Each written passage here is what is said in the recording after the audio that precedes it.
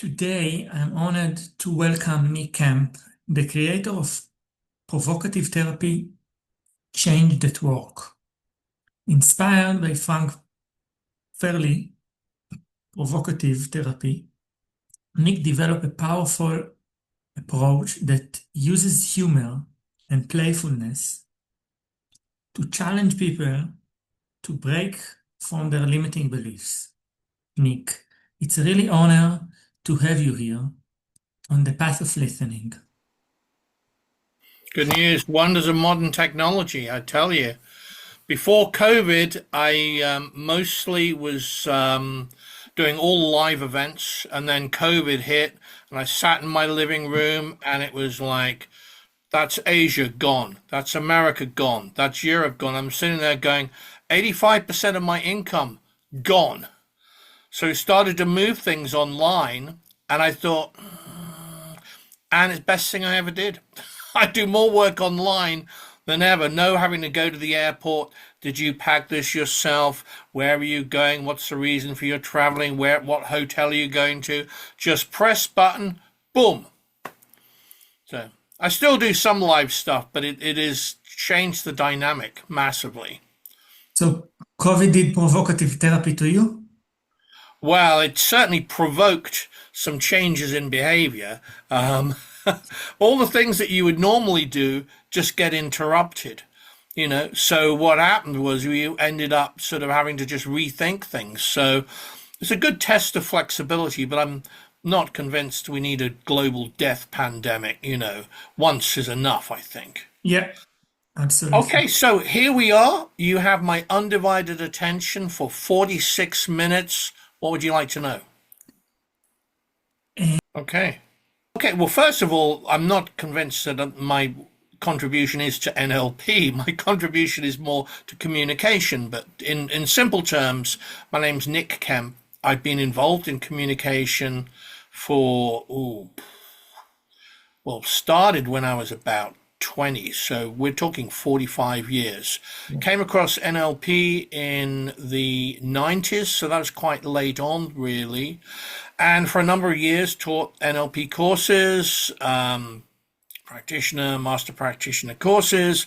And I was on a training down in London with Richard Bandler, and he a master prac training. And he said, and I was assisting on this training, and he said, well, a lot of people have influenced the creation of NLP, Milton Erickson, Virginia Satir, Gregory Bates, and others, but some are not so well known, including Frank Farrelly. And he said, and if you think I'm crazy, you should meet Frank. And 120 NLP would-be master practitioners leaned forward and wrote down Frank Farrelly. And I'd not heard about Frank or his work, vaguely about his work, but there was no information out there originally. And about 6 months later, my good friend Andy Austin emailed me and he said, he's alive and he's coming to the UK. So I went to the first event with Frank and I sat there and I had all my previous communication skills experience, all my NLP experience, meta model, Milton model, blah, blah, blah, the whole shebang. And I just sat there and I was like, yeah, right. I've got no idea what he's doing. None of this makes any sense to me at all. This is just complete mystification. But I am seeing the most amazing changes in client demos. And I was just hooked. And I said, okay, so how do I find out more about this? And Frank went, have you read my book? I go, yeah, I've read your original book. This is actually Frank's personal copy he left me when he passed. And he said, have you read the second book? I go, never heard of a second book. He goes, yeah, it's in German. I went, please tell me you are joking. Now I've got to learn German to read this book.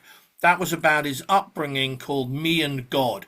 Probably the least commercially sensible title for any book. There's nothing to do with religion. And I got to meet Frank, and from there we became good friends. I hosted him. I started to get his work out on a bigger scale because he had the worst marketing ever. And then when he passed away, he instructed his son to send me all his archive of material. And his son, Tim Farrelly, on the phone said, "Okay, Nick, how much of this do you want me to send?" I went, "Tim, send it all." And there was a big silence down the phone. And he went, "There's a lot of stuff here, because Frank never threw anything away." I said, "Ship it all."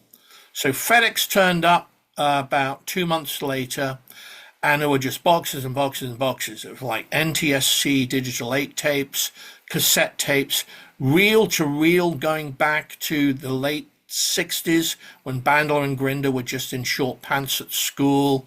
And we started to put some of that into the Provocative Archive, which you'll find on provocativetherapy.com, along with a lot of my work. And what I started to develop, as well as Frank's work, was teaching what I now call Provocative Change Works, which is an expansion of that model and includes lots and lots of other areas. So that's the short, sharp introduction.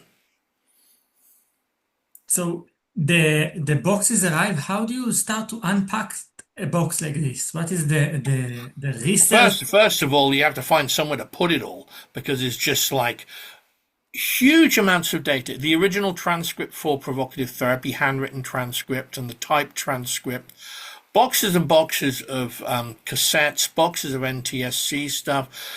So myself and my long-suffering wife started to categorize this as much as we could, and we started to get some of this digitized, starting with the English-speaking stuff, because he did a lot of work in Germany and Poland, not so much in Poland, but Austria. So a lot of this was with translations. Also, I'd recorded all the workshops when I hosted Frank, because there was no material at all. So we started to digitize some of this.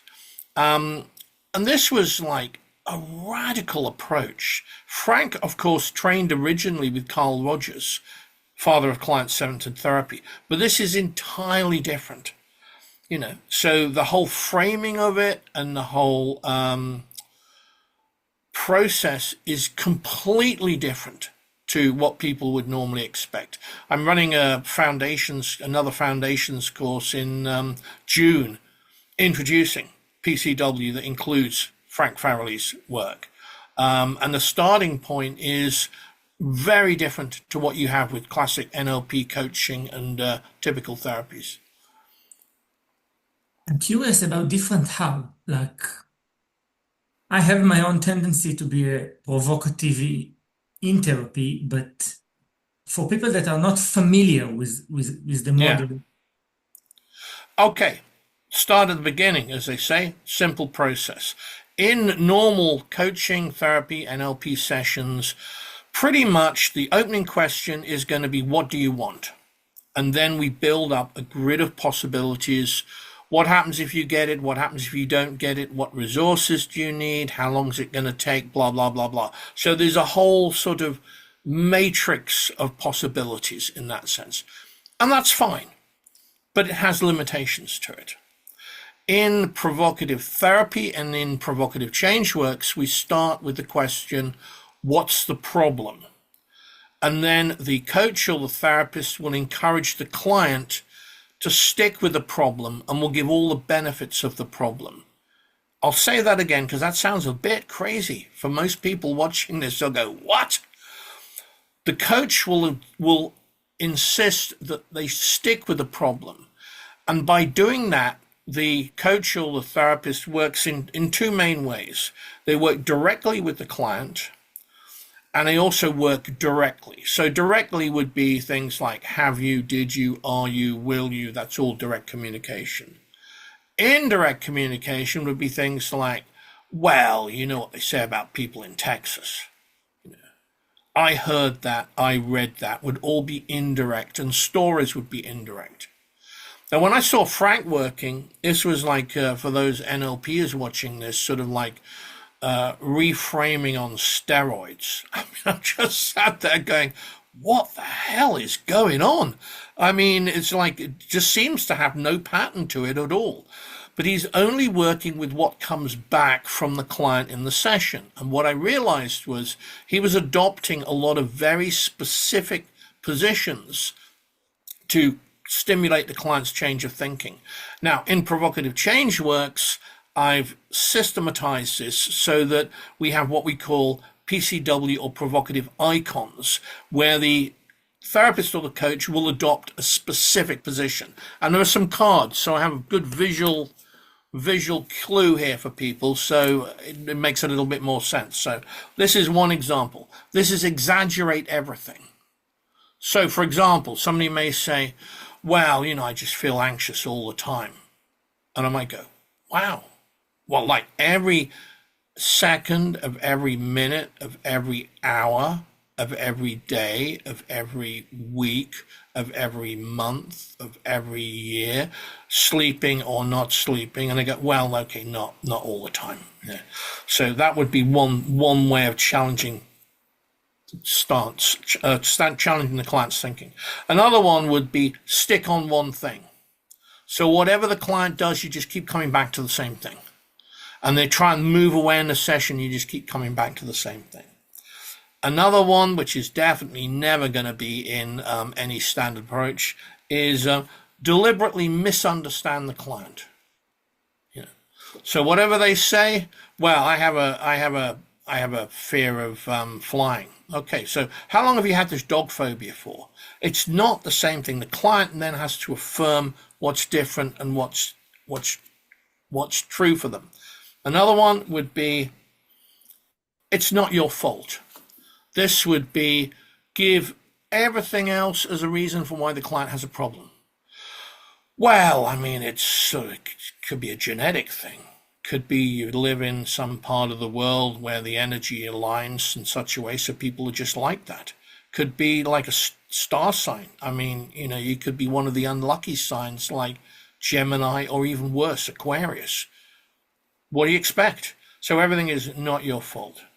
Other examples would be go universal. So everything is framed in universal sense. And I'll give you one more example, one of my favorites. Give bad advice. Give advice which is batshit crazy, where the person goes, again, it gets them to think differently. So if we're talking about NLP as a premise, if people are watching this who've got NLP, here's the end behavior. This is what's happening in the situation. The end behavior of what's happening is how the person's feeling. How the person's feeling is down to what's happening in terms of processing. There's really four main things happening. See something externally, think, get feeling. Hear something externally, think, get feeling. Imagine something internally, think, get feeling, or run internal commentary.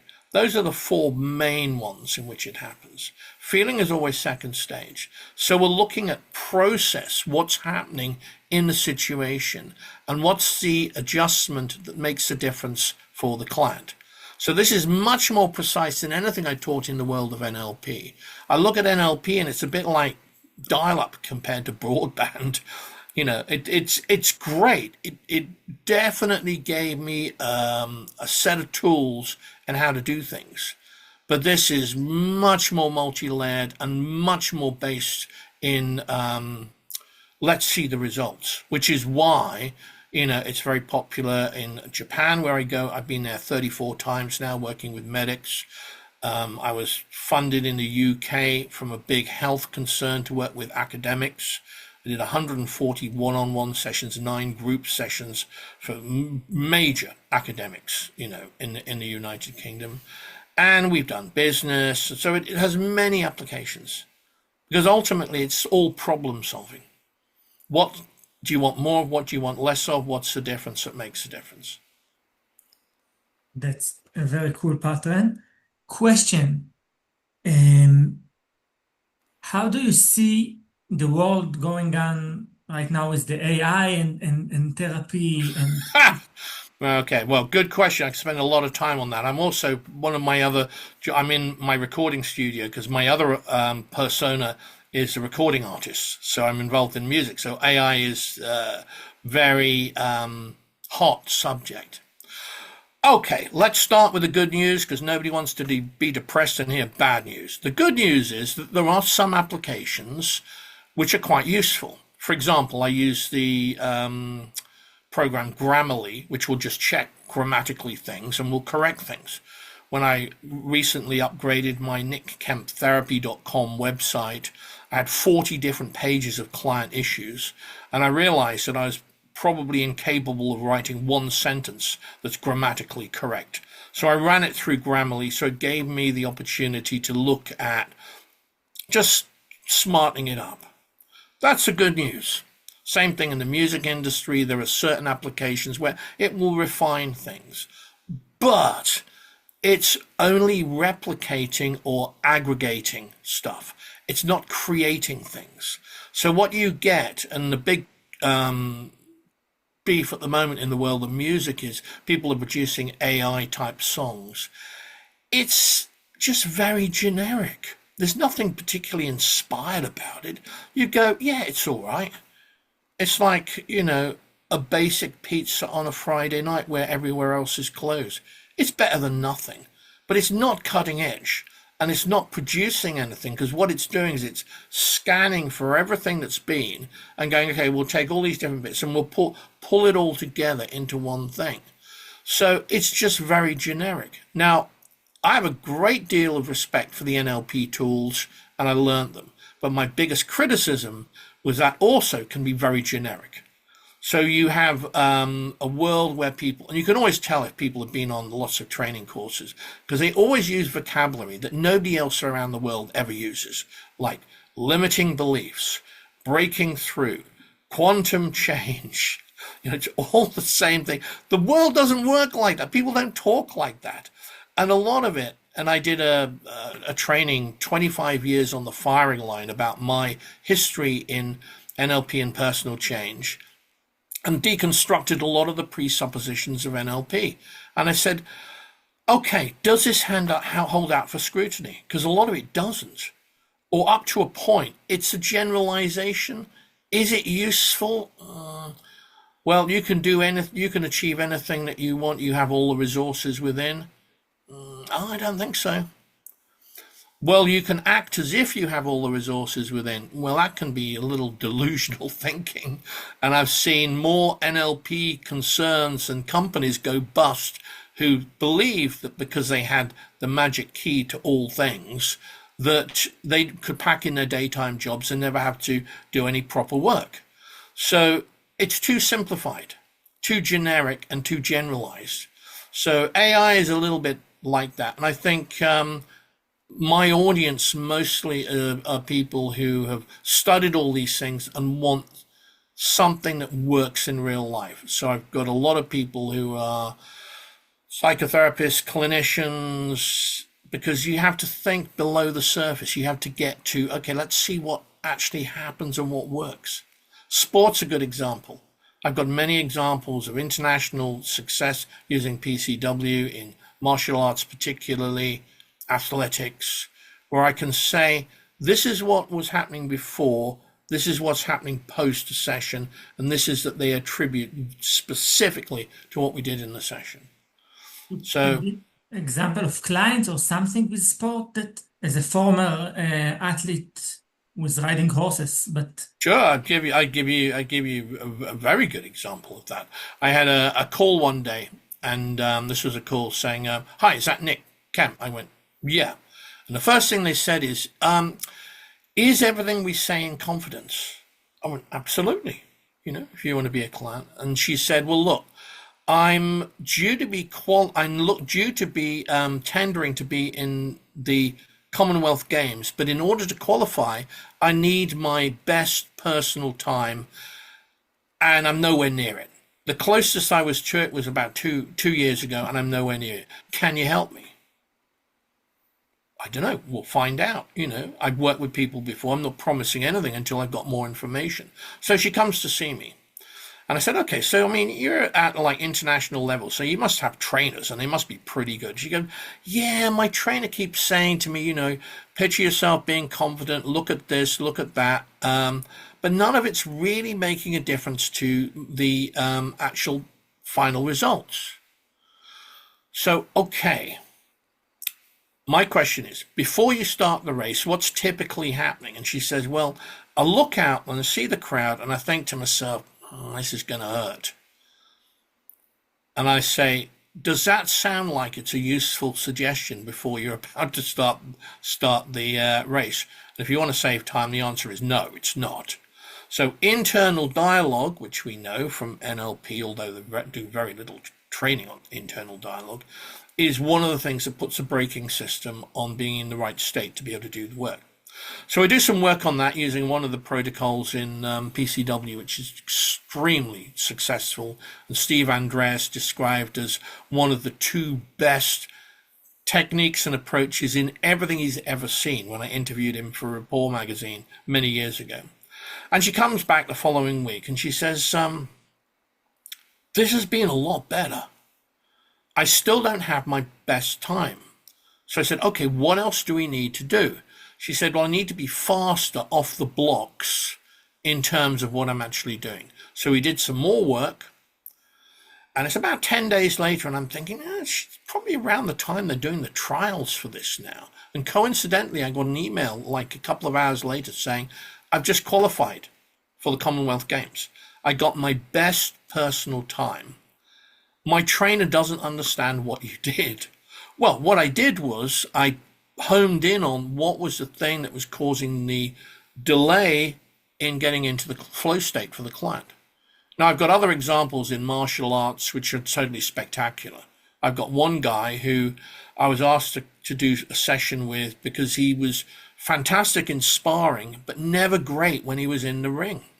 And he had this fight coming up, and my friend said, look, he's a complete underdog. I just want him to be a bit more confident. Can you help him? I went, well, we'll see, I did some work with him, and I knew that the fight was on quite late, so I left it. I thought, well, we'll see what happens. My friend rang up and said, Nick, are you awake? I went, yeah. I said, you would not believe what has happened. Okay. I said, he's knocked the other guy out. He said he was in the last round and he was down on points, but his trainer said to him, well, if you're going to win now, you need to knock the guy out. And he went, right, okay. He said he'd never seen him so relaxed, and he just went over and knocked him out. And that was a guy called Mikey Saku. Again, evidence for results. Another one of my students, Rafael, who's a Spanish guy, trained, did some work with PCW with Kiko Gonzalez, who is world boxing champion. It's not so bad, is it? Number one in the world, pretty much as good as you're going to get. So there's evidence for a lot of these things. The applications can be in sport and can be in lots of different areas. And all we're ever looking at is, well, what do we want more of? What do we want less of? What's the difference that makes a difference? Sport is great because you can evaluate it. Because you may believe that, you're going to do some hypnotic induction and become the best dressage rider in the world. See how that works out. Okay, I'm going to extra bonus. I'm going to hypnotize the horse as well. Yeah, good luck with that. So and this is the about horse. yeah. And doing provocative therapy for you. This is all about let's see the results. That's the focus, and I'm very pleased to say that I have a very good growing community. We have a monthly course which is ongoing. We've been running monthly courses for 7 years now. I've got them for Japan. I've also got them for the rest of the world. And I'm interested in getting this work out there. The driver for this was originally Frank's provocative therapy work, but PCW is massively more expanded. So there's many different dimensions to it. For people that are drawing into this path, what is the difference between being, I don't know if too provocative, but losing rapport, or being, to do it not from the place that love people, and to do it from the place that love people?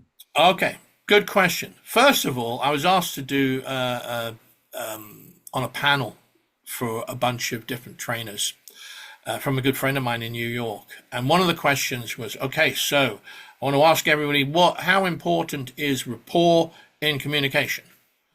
And they all went round and they went, it's really rapport, you mirror, match, breathe at the same rate. So it got to me and I go, not that relevant at all, really.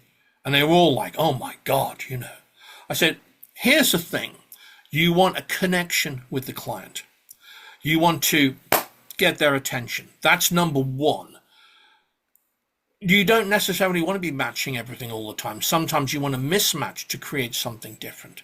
Now, Frank talked about provocative style as it's as if talking to an old friend.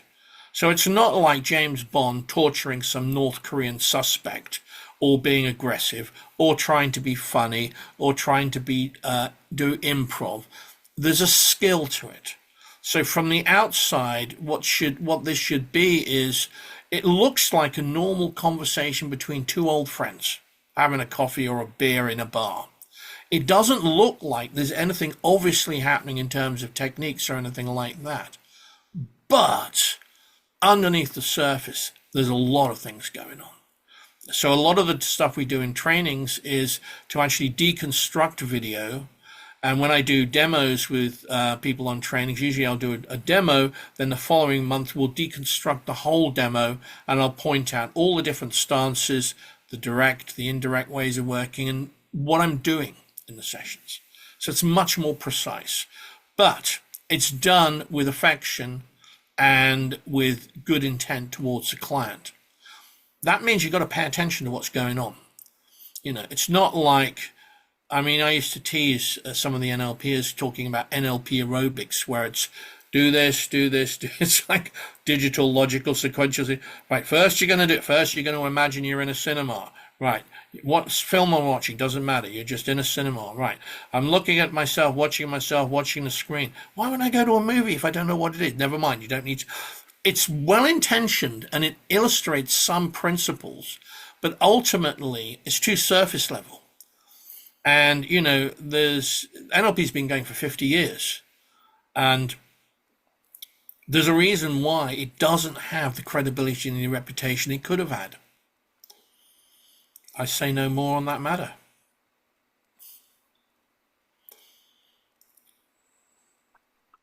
I will ask that. I think when you're bringing something new into the world, okay, modality, way of working, you gather a lot of experience on that regard. And I did my own modalities that I developed from part of it, modeling, working with horses in a conscious level. I'm curious first about the challenge of bringing stuff into the world, and then some ideas about how to be better at bringing something new. You discovered academically. Okay, good question. Firstly, in terms of anything new, you get like three main reactions, which I've had for many, many years. Frank had the same thing. Number one, what is it? Don't understand. It's not what we know. We want something that we know. We don't want anything new. We don't know what it is, but we don't like it. So that's number one, mystification. Number two, we hate it. It's completely challenges everything. It means we've got to rethink everything. When I saw Frank working, I just sat there like my cat Charlie looking at the TV, just going, I've got no idea what's going on. My brain is fried thinking about it. I'm an NLP trainer, for God's sake. I've been in personal change for 20 years and I have no idea what is going on. I love this. And number three, it's, okay, let's embrace and explore what's new. Now, anything new in any area of life is always going to challenge the status quo. Take music, for example. Miles Davis, one of the greatest jazz musicians of all time, brings an album out, A Kind of Blue. Best-selling album ever in the world of jazz. Everybody loved A Kind of Blue.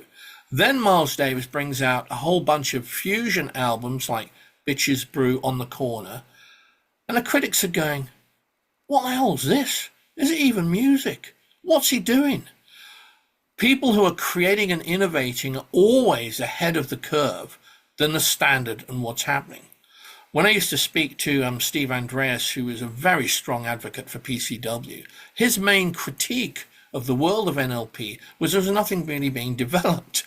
He said, well, people keep talking about stuff. I want to see something new, which is why he was a big fan of PCW. So the challenge is to really work on evidence-based stuff, to be prepared for resistance, and to really stand by your guns for things. Because a lot of the things I was talked about many years ago in relation to the world of NLP, of which the skills are great, people didn't like me questioning stuff. And I used to hear the famous mantra, Nick, you're bashing NLP.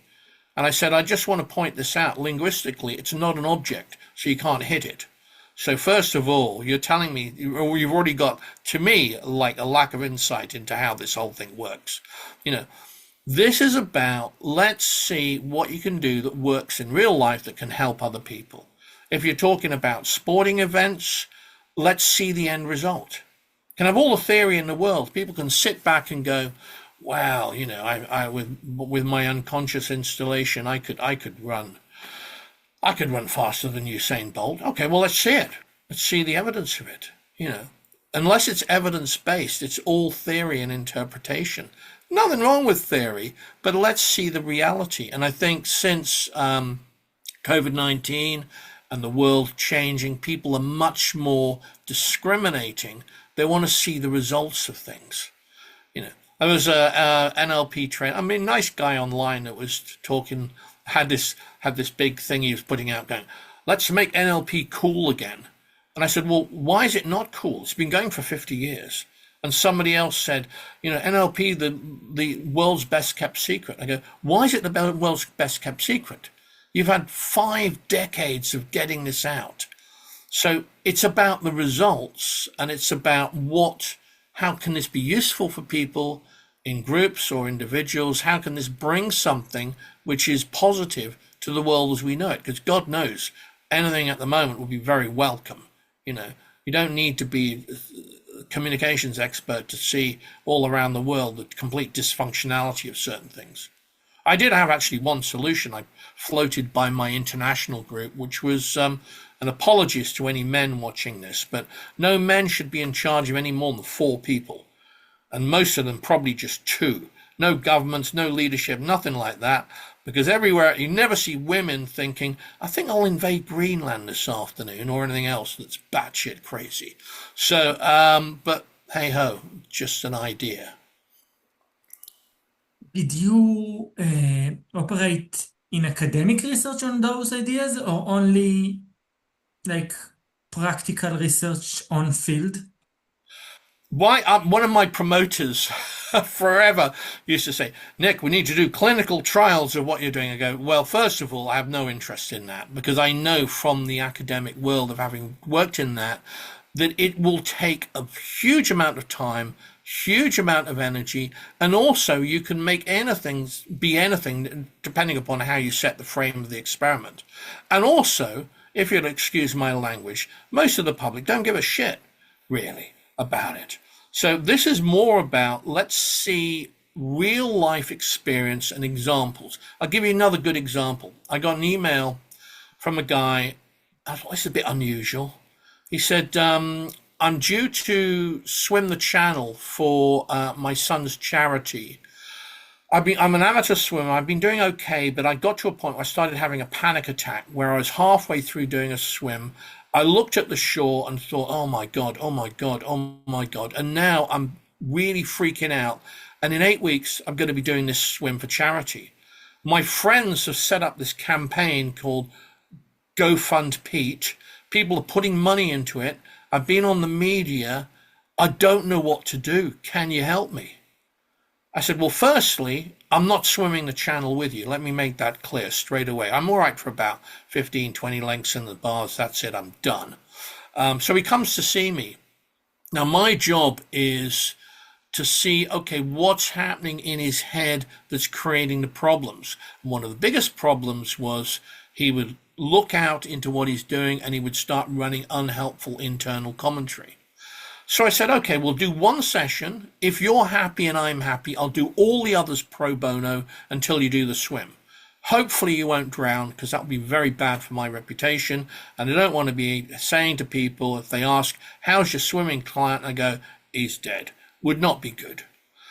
And I said, and the condition is you record all the sessions on video. So at the end, providing you survive and you're alive, we do a documentary on it. That's the deal. This is on nickkemptherapy.com on the front page. There's a whole documentary. And he did it. And he managed to do the swim in 17 hours, 55 minutes. And his swim coach said, this is very unusual. He said, you're talking to Pete, your swim speed has been almost exactly the same through the whole thing. It's not changed at all. Because I programmed him to be just in the here and now. Don't start thinking about distance. Don't start thinking about time. Just be in the here and now. What time is it? Now. What time is it? It's still now. Just do the activity. That was a good piece of work. I'm not suggesting all my clients swim the English Channel. I think that probably would be a bit extreme, but it's a good test to see. Let's see the results of what's possible. So seeing the result and even documenting the result, but in a way that its appearance, first of all, to the whole senses, and second, like that you can show it practically the value of what are you Sure. doing. Let's see the evidence of it. I was doing some work last year. I had two big Eastern European and two inquiries from two big Eastern European companies to work with people. So, okay, 55 on each course, and most of them were psychotherapists or people who were long-standing trainers. And they loved the idea of this, because one of the things that I teach in PCW is what makes the problem the problem. So, for example, if you take, say, a condition like anxiety, in order to have anxiety, you need anticipation. In order to have anticipation, you need movement, and it creates a problematic feeling. So there's three things straight away. So we need to reduce the level of anticipation, we need to change the feeling, and we need to change the speed. Now, we can do that in lots of different ways. And the psychotherapist just loved this. And I said, well, this is about the ingredients of what makes a problem the problem. And I said, well, Nick, there's lots of different conditions like OCD, anger. Could you give us the ingredients? I went, yeah, sure. I went, well, will you tell us? I go, no. I want you to do the work. If I can just give you a whole bunch of information and then you go, thanks very much, and you're not thinking about it. So this is thinking about process and the problem-solving element. So going back to your chosen sport, you go, okay, in the equestrian world, what's the best example ever? What's the worst example ever? Basic NLP, comparison between two things. What made it the best? What made it the worst? If you want to be constantly improving, what do you want more of and what do you want less of? What's the external environment and how is it interacting with what's happening? What's the internal environment and what's going on in your head? Those are the variable factors. Same the world over in all areas of life. Doesn't matter if it's business, coaching, therapy, makes no difference at all. It's all about micro adjustments. What makes a difference? I'm curious, you said like it's different it's the same in very environment of our life, but I'm curious about what makes a student a good student, because you are teaching and or a patient a good patient in therapeutic. Well, first of all, if it's, let's take student to start with. Student needs to be interested and curious about exploring and not being just stuck in one way of thinking. For a client, they need to have the flexibility to cooperate and to try and do something different. I'll give you a good example. Before I see any clients, I would always insist on basically three things. Number one, I need a set of client notes so I've got information about them. Number two, to look at my website to see what it is that I do and how I work. And number three, if we book a time, depending if I'm happy to see them, to pay up front for it. Those are the three things. So I had a client contact me and they said, had some kind of issue. I think it's anxiety or some anger or something. And I said, well, here, this is what I need from you. And the first thing they said is, well, why do I have to fill in any notes? I went, well, now the good news is now you don't, because now I'm not seeing you. That's it. Because there's already resistance. If you can't even tell me what it is that you want, I'm not going to waste any time on it. I don't have disposable time or the inclination to waste. So this is about defining things. One of the biggest difficulties in all areas of life and communication is lack of definition. Lack of definition of expectations and lack of setting up reasonable expectations. So what happens is it's just too vague. And you see this the world over. I mean, there's many examples around the world. I don't need to mention them, even in the last few days, where somebody goes, okay, what's the plan? Well, blah, blah, blah. No answer to anything. No specifics whatsoever. Well, how long is it going to take? Well, it could be, let me give you a clue. It's a figure. It's time.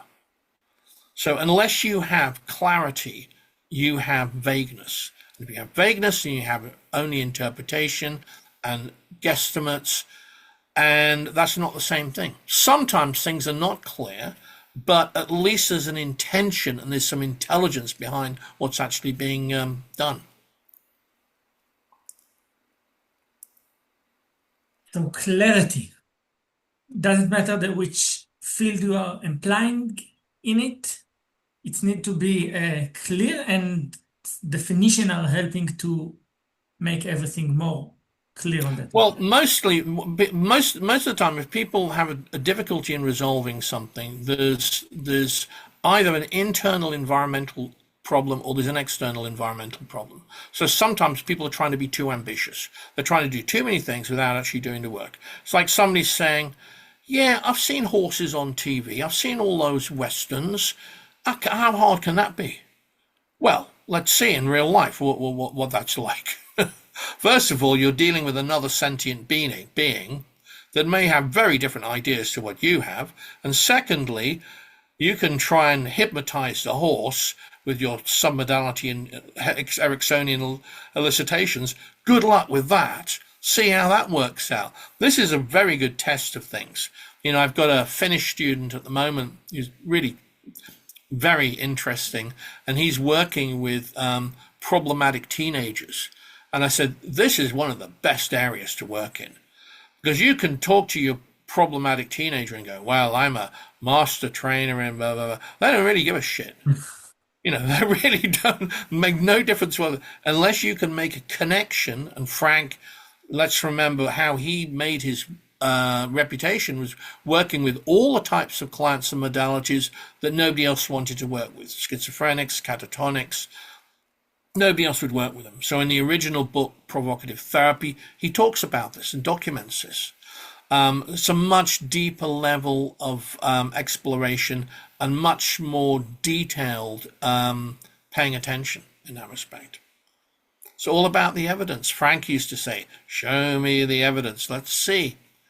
And sometimes something that's worked really well, you think, I found a better way of doing this now. But we're not just repeating the same thing because it was in a book from 1983 or wherever. We're looking to evolve and explore things. That's how all areas of life improve. Okay, you've got 4 minutes. What else would you like to know? Talking of definition. I think it's very wise thing what you said about even putting it into a fire test on that regard. Like, let's put the challenging patient or the challenging ideas or everything into a measurable fire test. That they're saying about horses that when you meet horses, what's left is the truth. Yeah. Teenagers are the same. Like, and I think I want to only thank you about all of this huge amount of tools and knowledge. And I really, really, really appreciated the time. You're very welcome. I mean, most people are interested in PCW. They're curious people. They're more interested in the results than their own point of view. And they're just nosy people. They want to know what actually works. And I always talk about people who do this as like the pirate ship. They're the people who go against the general consensus of things. Because a lot of the time, this is about finding out, okay, let's question things and see if they stand up to scrutiny in that respect. It's about the evidence in real life and what actually works. That's the best advert for things. And that Steve Andreas, when I was in Boulder, Colorado, I was hosted a couple of times. He had a big sign at the front of the training, which was a Japanese proverb that said, "No one of us is smarter than all of us," which I think is very apt. And, the community of people who are involved in PCW, live online every month, I've got people from Japan, India, Canada, parts of Europe, the UK, all over, all live in the same time zone, all working together. That's interaction and discussion. That's much more interesting for me. That would be my last question. How can provoke people behind or above their ego to be in a group that does well together? Sorry, say that again. How can you provoke people to be in a group that studies subject or whatever it is that does good together? Because usually, and maybe that's a belief, but usually when group of crime could be organized, but there is a way to organize good on that regard? Well, you've got to start off with, like everything, you've got to start off with what's the purpose of this. So first of all, you've got to have common agreed expectation. When I worked in business for many years. I ran two multi-million-pound companies that I started from scratch, and often I'd be in meetings or business meetings. There's no clear what is the aim of what we're doing. A simple question. Back to definition, like I said with client notes, same thing in business. What's the purpose of what we're looking to do? Are we more interested in our own ideas, or are you interested in the end result of what actually happens? If it's number two, then we've got to shelve some of our thinking and be prepared to explore and to look at things, and sometimes agree to disagree. It's all about the evidence. If we're just insistent, I know everything and how everything should be, regardless of anything else, then there's going to be a problem. So when I work with people, when I sort of do podcasts like this, I work with people who have a genuine interest in producing something useful for the wider public. Yeah. And I'll call it as I see it. There are many in the NLP world, the hypnosis world, there are some fantastic skills, but there are also some absolute horrendous examples of bad behavior. At the end of the day, what's the end result of all of this? We're all here for maybe 20 years, and that's it. We're not on the planet anymore. So while you're here, what's the footprint that you're creating that is useful for other people? Thank you. All right. Yeah. Where are you calling in from? Texas? Yes, Lubbock, Texas. Okay, wow. And what nationality are you? Originally Israel. I was going to say, you don't sound like you're a Texan. No, I'm not a Texan. You don't have a Stetson hat. Yeah. So, well, I thank you for the opportunity. I'm always happy to talk to people. And my main site is provocativechangeworks.com. You'll find me on social media as well. And you'll find me under nickkemptherapy.com for individual stuff. And for Frank's work, provocativetherapy.com is the original Farrelly site. Any legitimate provocative therapy will be referenced on that. Because just because you can spell the word provocative doesn't mean you have the skills. Yeah, absolutely. Thank you. I really enjoyed it. So maybe we'll have to do it again. Let me know. Give me some notice. We'll figure it out, and let me know when it's up and live, and I'll push it out on my platforms for you. Thank you. Thank you very much. Bye-bye. All right. Thank you.